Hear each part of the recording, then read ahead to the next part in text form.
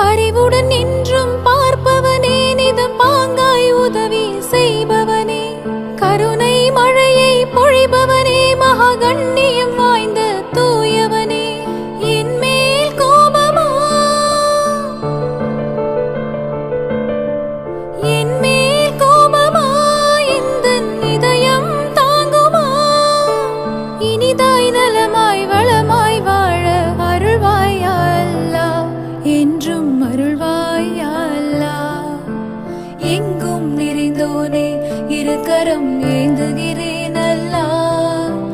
சங்கை மிகுந்தோனே சஞ்சலம் தீர்த்திடு யா